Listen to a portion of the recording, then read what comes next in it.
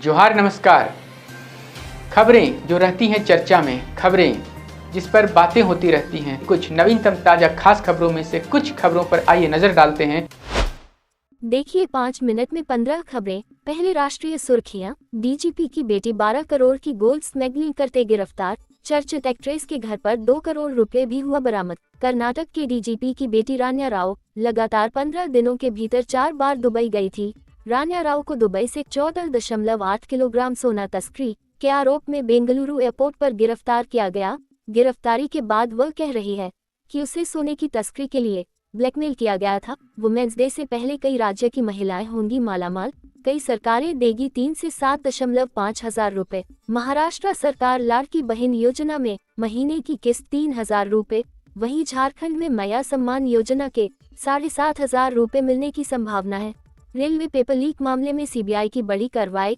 केंद्रीय जांच एजेंसी ने पूर्व मध्य रेलवे की विभागीय परीक्षा के पेपर लीक का खुलासा किया है। मिली गुप्त सूचना के आधार पर पिछले 2 दिनों से सीबीआई की टीम ये कार्रवाई कर रही है।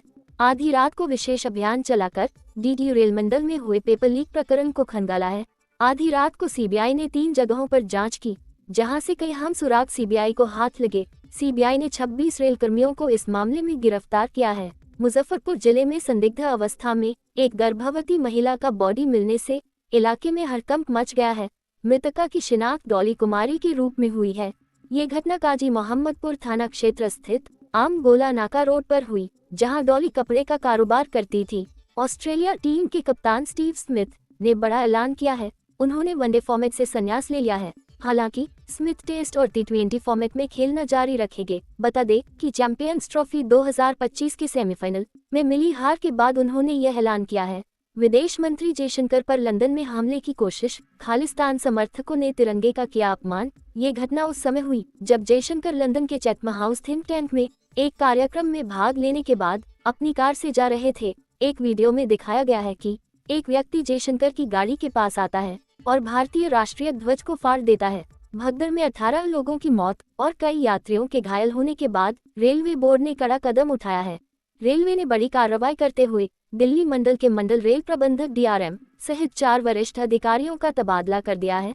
होली पर लॉन्च होगी सबसे लंबी दूरी की Vande Bharat train, time table तय। रेलवे इसे होली के आसपास लॉन्च करने की योजना बना रहा, जिससे ये देश की सबसे लंबी दूरी तय करने वाली वंदे भारत ट्रेन बन जाएगी। होली पर इस खास तोहफे का रेल यात्रियों को बेसब्री से इंतजार है। देश के पहाड़ी राज्यों में 10, 11, 12 मार्च को दोबारा भयंकर बारिश और बर्फबारी होने की संभावना। 9 मार्च की रात पश्चिमी विक्षोभ होगा एक्टिव। बारिश और बर्फबारी के चलते दिल्ली एनसीआर समेत कई मैदानी इलाकों में सर्द हवाएं चल रही हैं। इस ठंड ने मार्च में भी जनवरी जैसी ठिठुरन लौटा दी है।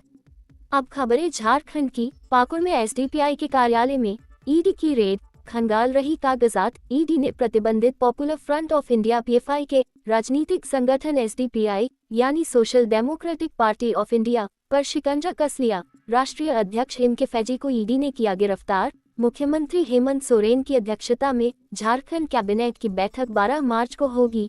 कैबिनेट सचिवालय ने पत्र जारी कर बताया है कि बैठक 12 मार्च को प्रोजेक्ट भवन स्थित मंत्रिपरिषद कक्ष में सुबह 11 बजे से शुरू होगी।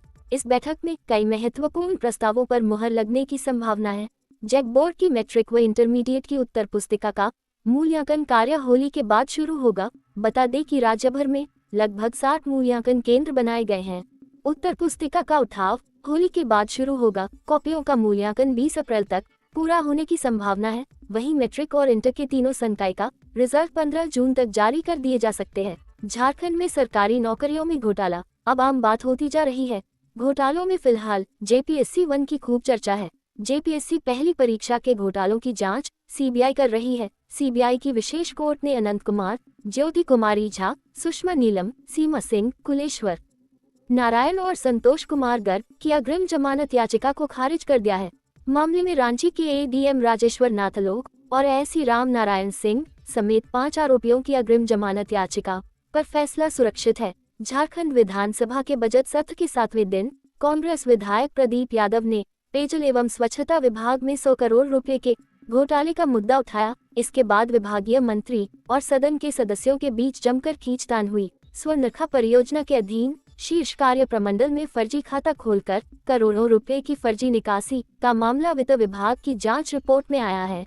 रांची और लोहरदगा में कार्यपालक अभियंता ने L&T कंपनी की जगह रोकड़पाल के खाते में बिल भुगतान कर बंदरबांट किया है। सत्ता पक्ष की ओर से झामुमो विधायक स्टीफन मरांडी ने कहा कि कार्यपालक अभियंता को बचाने की साजिश चल रही है।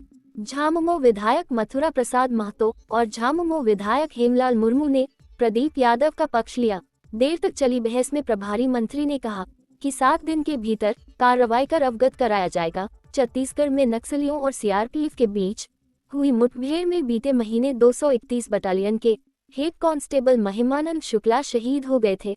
बुधवार को सीआरपीएफ के डीजी ज्ञानेंद्र प्रताप सिंह समेत अन्य आला अधिकारी उनके परिजनों से मिलने के लिए उनके पैतृक गांव पहुंचे। रांची यूनिवर्सिटी का 38वां दीक्षांत समारोह आज 7 मार्च को होगा। समारोह में कुल 63 गोल्ड मेडल समेत 14 प्रायोजित मेडल एवं सर्टिफिकेट प्रदान किए जाएंगे। समारोह में राज्यपाल संतोष गंगवार, केंद्रीय मंत्री संजय सेठ, वित्त मंत्री राधाकृष्ण किशोर और मंत्री सुदिव्य सोनू भी मौजूद रहेंगे। सीएम हेमंत सोरेन ने कहा कि नियुक्तियों का ये कारवां बढ़ता रहेगा। युवाओं को रोजगार से जोड़कर राज्य को नई ऊंचाइयों पर ले जाने के लिए हमारी सरकार प्रतिबद्ध है। नौजवानों के प्रशिक्षण के लिए टेक्नोलॉजी पर विशेष जोर दिया जा रहा है, क्योंकि तकनीक के जरिए ही आज के युवा आगे बढ़ सकेंगे। मौका था 49 नवचयनित प्रशिक्षण पदाधिकारियों को अपॉइंटमेंट लेटर देने का।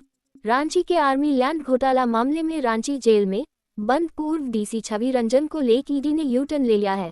विश्वसनीय सूत्रों से मिली जानकारी के अनुसार PLMA की स्पेशल कोर्ट में बताया गया कि ईडी ने कोर्ट से कहा कि आर्मी लैंड घोटाला मामले में छवि रंजन आधिकारिक हैसियत से नहीं बल्कि व्यक्तिगत हैसियत से शामिल थे। लातेहार जिले के चंदवा थाना क्षेत्र स्थित मालहन पंचायत के मरमर गांव में एक दुखद घटना सामने आई है, जहां जंगली हाथियों के हमले में 72 वर्षीय बुजुर्ग टिकलू गंजू की जान चली गई। मिली जानकारी के अनुसार मृतक शौच के लिए गांव के पास जंगल में गए थे, तभी वहां जंगली हाथियों ने उन पर हमला कर दिया।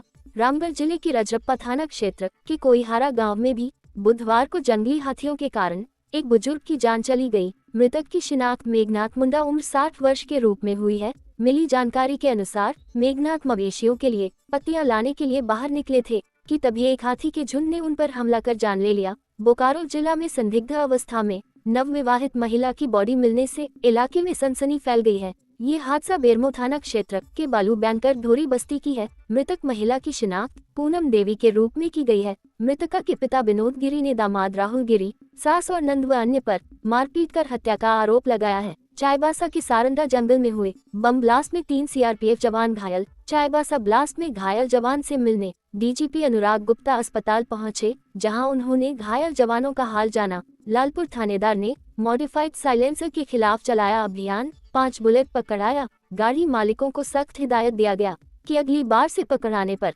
सख्त कानूनी कार्रवाई के लिए तैयार रहेंगे। चान्हो थाना क्षेत्र के चामा में राजेंद्र यादव और महेश नामक 2 लोगों की अज्ञात अपराधियों ने गोली मारकर हत्या कर दी।